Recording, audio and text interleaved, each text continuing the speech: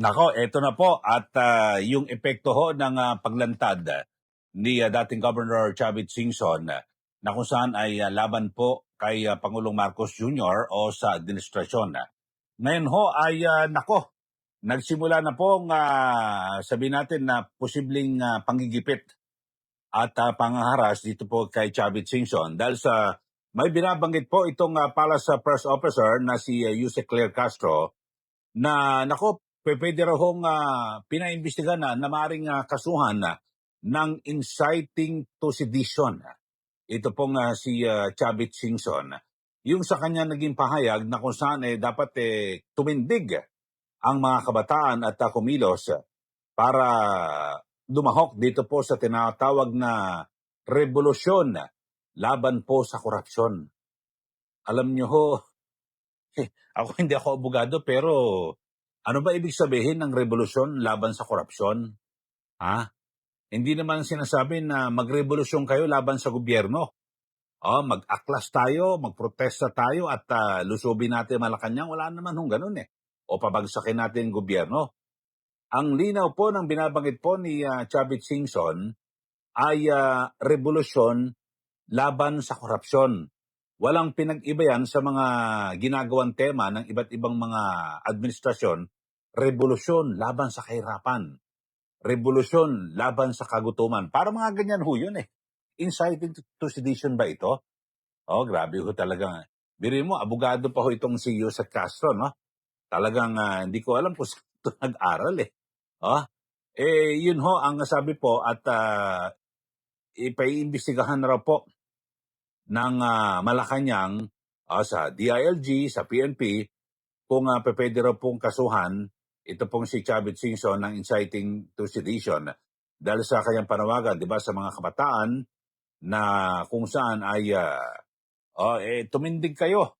Sabi nga ho ni Chavit Singson, di ba, sa kanyang press con, dapat ay manguna yung Gen Z, yung mga kabataan sa paglaban sa katiwalian sa ating gobyerno kasi nakasalalay dito yung kinabukasan ng mga kabataan. Ito, pakinggan niyo ho muna mga kababayan. Ang pahayag ni attorney, abogado ito. Pero hinahanap ko yung inciting to sedition wala ho. Ito, pero pakinggan niyo muna. Itong pahayag ni Yusek Claire Castro na kung saan ay parang tinatakot na ho at sinisimulan ng iharas ito hong gipitin. Ito pong si Chavit Singson. Panoorin po ninyo mga kababayan yung pahayag na kung saan ay pinaimbestigan at baka raw pwedeng makasuhan. Ito po liable, ito pong si Governor Chavit Singson sa inciting to sedition kaugnayan na kanyang panawagan ng ito yung revolusyon laban sa korupsyon. Okay, panoorin po ninyo mga kababayan itong pahayag ni Yusek Claire Castro. Ang gusto po ng Pangulo ay managot ang lahat na maaaring managot at lahat na maaaring sangkot sa marahas na nangyari. Iilan lamang, pero naging marahas ang ilan sa naging rally nitong linggo. So tayo na po ang makikiusap sa pamunuan po, especially kay Secretary John Vic Rimulya, kay Acting PNP Chief General Natartes Jr., and of course sa DOJ, na busisiin mismo ang mga sinabi ni Mr. Chavit Singson. Dahil doon, inakit niya ang mga kabataan, especially high school students, college students, at karamihan dito malamang ay mga minor de edad, upang malaman nila at iniyahan ito na huwag pumasok sa eskwelahan. At habang hindi bumababa ang mga taong gusto nilang pababain. At sila pa, at si Mr. Chavit Singson pa ang nagsabi na hayaan ng mga magulang ang mga batang ito na tumayo para sa isang revolusyon para sa korupsyon. So, dapat maimbestigahan ito upang malaman kung siya ay maaaring makasuhan ng inciting to sedition. Ang pahayag ni Yusek Castro na tila talagang tinatakot na ho itong si Chavit Singson. Pero ako, kilala ko na ho ito. Si Chavit Singson. Yan pa talagang veterano at tahiran na ho yan ng mga kababayan Hindi matatakot yan. basta't lalo't yun tama, yung kanyang ipinaglalaban. Hindi na bago sa kanya yung ganitong ano eh. Kumbaga sana itong giyera mga kababayan. At siguro ay balikan lang natin, i-discuss ko lang ng konti, yung mga naunang binanggit po ni Chavit Singson na kung saan ang kanyang sinasabi ay nanawagan ito pong si Chavit sa Independent Commission na yung yung for infrastructure na umpisahan yung pag-iimbestiga sa Ilocos Norte.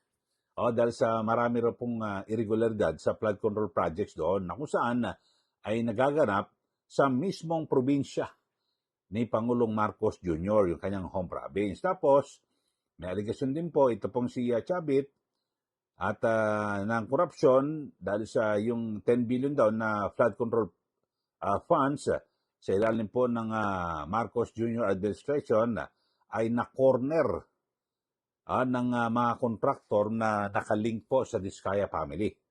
So yun ho, at mismo dyan daw sa sa Ilocos, dami rin pala nakuha ang project. Ito hong Diskaya, yung mga kumpanya nila. Tapos kini-question din ni Chavit yung kredibilidad ni Pangulong Marcos Jr. Yung yung kasi may nangyayari pala sa kanyang probinsya. Ito nga di umano anomalya sa flood control. Tapos, inakusahan din ni Chavit na walang word of honor. Walang isang salita. Ito pong si Pangulong Marcos Jr. So, yung sinasabi tungkol sa impeachment na kung saan, ayaw niya raw, pero yung anak niya sumusuporta. Yun pong sinasabi. So, ipokrito raw. Tapos, sumatotal, ito pa, yung binabanggit ho ni Chavit, na kung saan, yung sa mga kabataan, sabi niya, kasi alam naman natin, ang sinasabi, ang kabataan ay pag-asa ng bayan. So, umapil na po itong si Chavit sa mga kabataan, yung mga estudyante, at yung mga youth leaders, students and youth leaders, na tumindig at labanan ang korupsyon dahil ang kanilang kinabukasan, future, ang nakasalalay dito. Sabi niya.